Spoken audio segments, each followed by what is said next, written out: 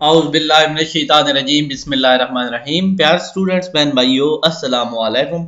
Health and physical education का हमारे सामने नेक्स्ट चैप्टर है, आप देख रहे हैं। वही चैप्टर है, बल्कि छठा चैप्टर है। तो बुक रीड कर रहे हैं हम। आपको पता है कि बुक रीड करना क्यों ज़रूरी है, इसके लिए हमने बता दिया है। ज़रिए असूल रोज़गार। आजकल रोजगार का मिलना बहुत दुश्वार हो गया। रोजगार, रोजी, जॉब, लेकिन अच्छे अच्छे और मुंजे हुए खिलाड़ियों को रोजगार के हसूल में मुश्किल पेश नहीं आती और मुख्तलिफ महकमे अच्छे खिलाड़ियों को नौकरी देने पर तैयार होते हैं। इस तरह खिलाड़ी माली परेशानी से बच जाता है।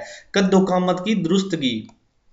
वो बच्चे जो खेल से कतराते हैं उनमें अमूमन कामती नुक्स पैदा शुरू हो जाते हैं, यानी कोई किसी की टांग टेढ़ी है, पाँव टेढ़ा है, कोई उठ बैठ सही नहीं सकता, जो बाद में उनके लिए परेशानी का बहस बनते हैं और इनकी जिस्मानी कारकर्दगी पर मनफी असरात मुरतब होते हैं। लेकिन खेल में हिस्सा लेने वाले अमूमन सेहतमंदाना जिस्मानी तौर पर फिट होते हैं और कामती नुक्स से बचे रहते हैं। कुव्वत मदाफ़त। बच्चे के अंदर कुव्वत मदाफ़त ज़्यादा होगी तो वो बीमारियों से बचा रहेगा।